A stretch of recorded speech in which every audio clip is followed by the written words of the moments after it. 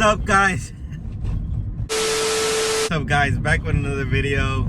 Today we're gonna go check a 2013 Dodge Charger. Customer says that it's not starting at all. He parked it, he tried to start it the next day, and it's not starting. He said it's doing like some grinding, clicking noise. Kind of have a feeling it's like the starter, but we're gonna go check it out, confirm, and see what we can do. Let's go. All right, guys, check it out. We're gonna see what it does.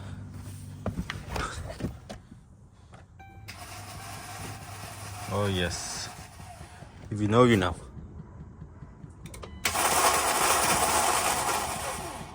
As you can hear, that starter is not working, so I'm gonna tell the customer right now. I think he actually already had the starter, so let me look for it and put it on. Here it is, guys. He actually bought the starter already. It's a used part. I mean, sometimes you gotta do what you gotta do. I don't mind putting used parts in the truck or in a car, but I mean, I don't give a warranty on that type of stuff. But if it works, it works. Let's put that starter in and let's get this car back on the road. And changing a starter or alternator, always remove, disconnect the battery, because you don't want that thing shorting out. There you go.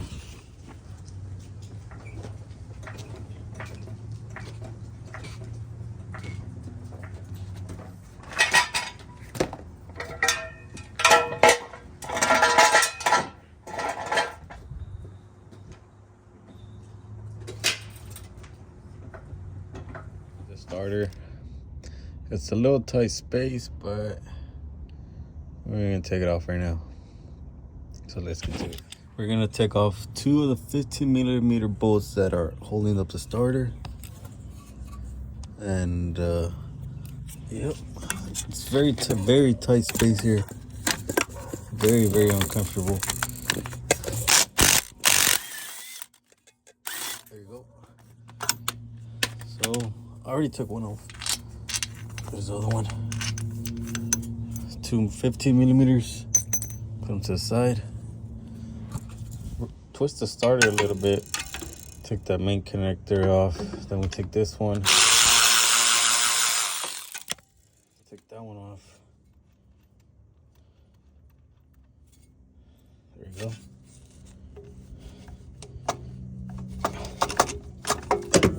There it drops.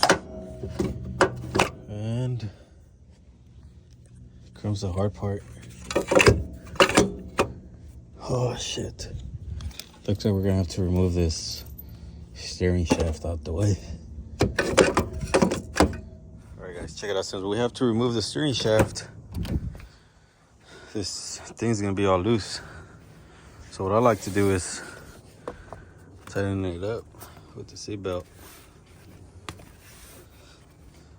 so it don't move. Because if it moves, shit, it doesn't reach.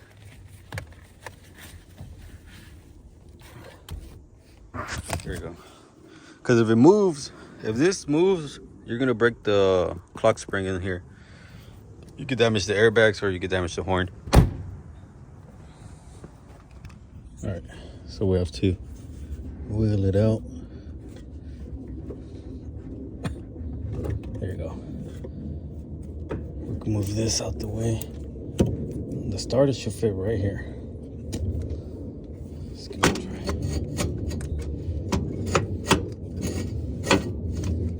Oh, shit.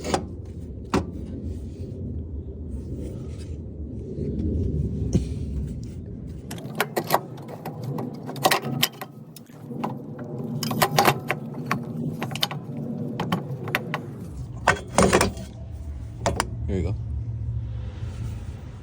I'm gonna repair this connector because connector is damaged. All right guys, check it out. We were able to repair the connector.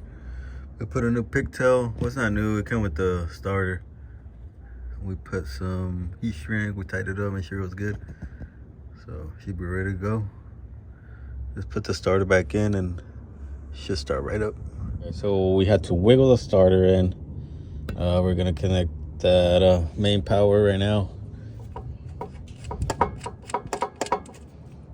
Make sure it's tight. Okay, so we have this tighten up again. The two 15 millimeters are tight.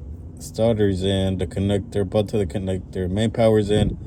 Solenoid connector's in. Should be ready to go. So let's go up there and see if it cranks. See if it starts right up. We got the key. Should start right up. Move this out the way right now. Okay.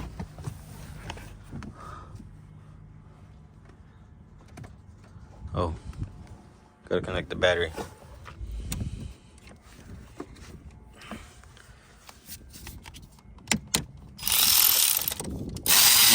Right.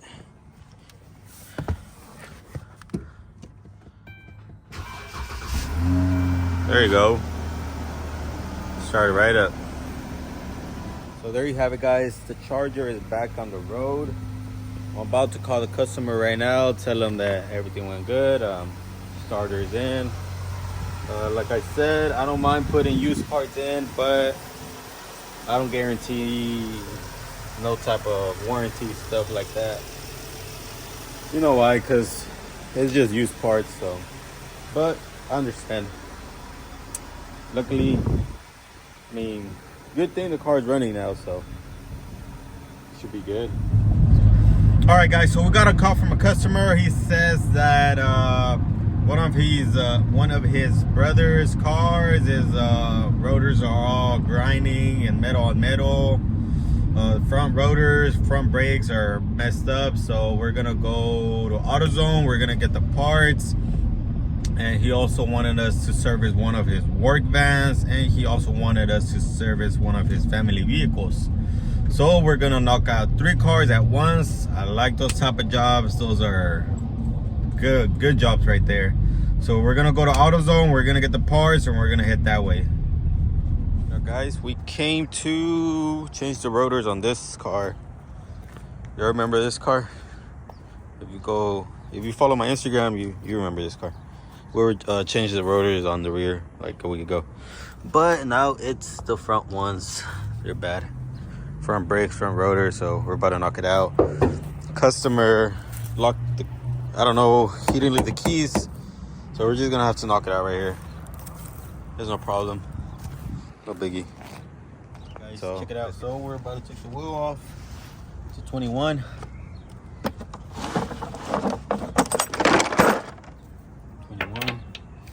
21.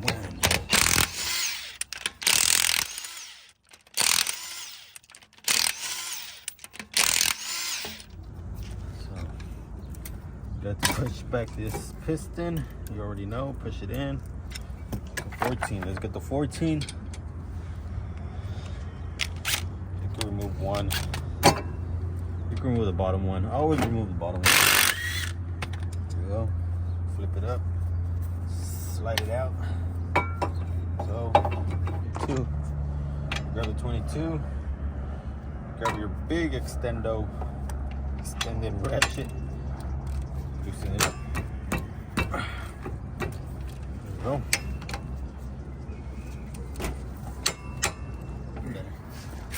So, you grab your 22. Take the top bolt off.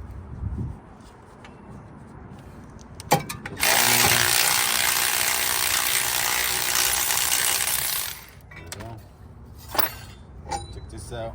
Look at that. No good. Okay, so we got the new rotor in. Put the bracket back on. Caliper bracket. Always untight these bolts because you for sure don't want these to strip. Give it a few turns.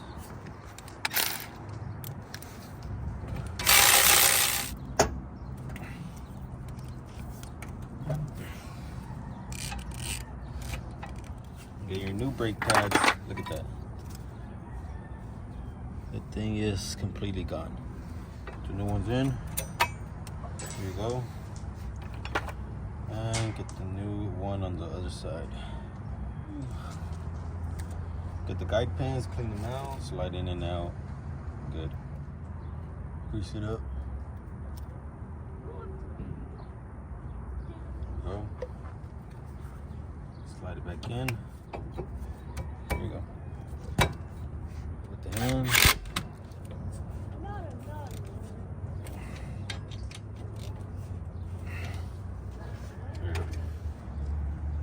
Easy. Easy gravy. Look at that. It's no good.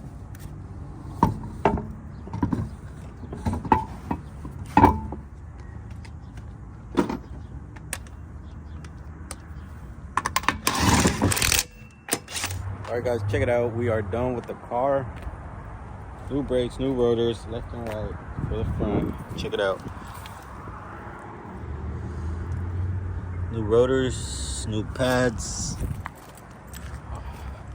in the front. So, car's back on the road. Let's go ahead and knock the other two out.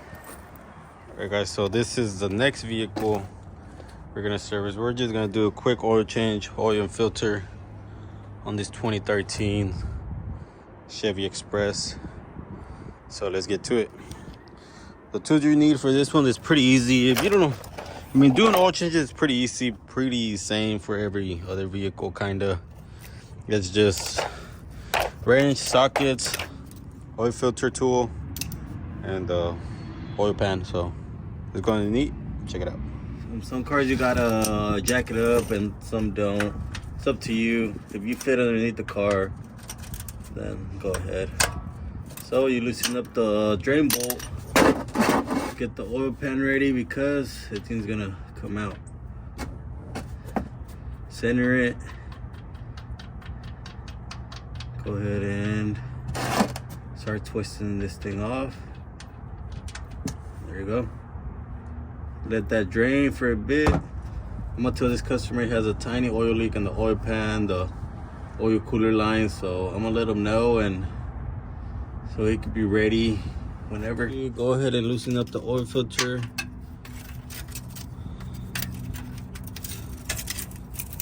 So go ahead and start loosening it up.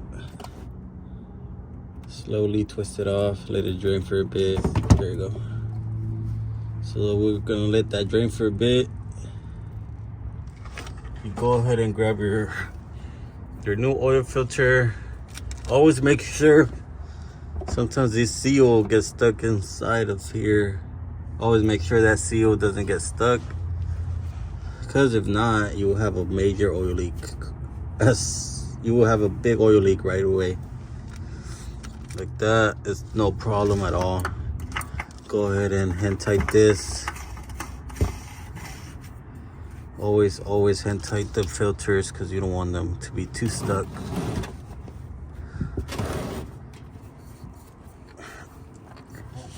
Always hand start.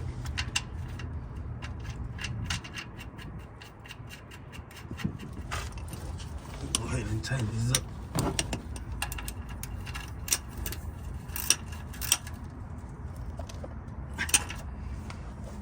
So this one takes 6 quarts. So I already put 5 in. This is 6. And we're good. You filled it up. Go ahead and turn the car on for like 10 seconds. Turn it back off. Check your dipstick. Make sure it's on the fuel on the correct level, and you should be ready to go. Well, this is the other vehicle we're gonna service. We're just gonna do a quick oil change and filter. Let's just go ahead and knock it out. Go down there. It's the same process as the van. It's the same motor. No, actually, it's a 6.2 motor, 6.2 liter, but it's the same thing. Same process. Drain it, put the oil filter, make sure everything's good, everything's tight. So let's knock it out. And this one I'm gonna wear gloves because it's hot. I don't want to burn myself, so let's knock it out. Check it out. So we are done with the oil change. We're gonna turn it on. We're gonna turn it on, reset the oil life. go ahead and find the thing. Oh, it's right here. So we find the info. This is that's not even English. That's Spanish. Oh, okay. We reset it. Make sure it's 100. You hold the check. Go ahead. There you go. Vida del Aceite. I have no idea what that means. I think it's like in, I don't even know what language. But there you go, guys. We are done. We actually have another car to check over there. So let's get to it. Let's go check it out and see what it is. So what's up, guys? The other car he wanted me to check was one of his brothers. The other one had problems with the suspension. The steering wheel was shaking real bad and stuff. I checked it out. It needed like a lot of components. It needed the tie rods, inner and outer, and then needed the both front lower control arms. So I quoted him. He said it was too much. I was like, I understand. He said the only thing he wanted was an oil change. So let's go to O'Reilly's real quick. It's down the street, and let's take care of it.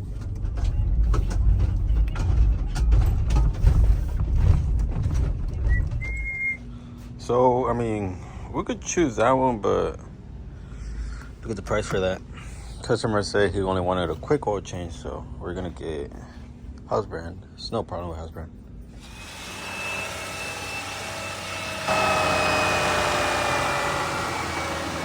Done, guys. We are done for the day. It's already 5:30. I'm tired. Let's go home. I'm hungry. I feel so dirty. Let's go. We got a 40-minute drive home, and let's go. Today was a good day. We serviced, I forgot to record 2 other vehicles, but we serviced 7 cars in total, so that's good. I'm happy with today.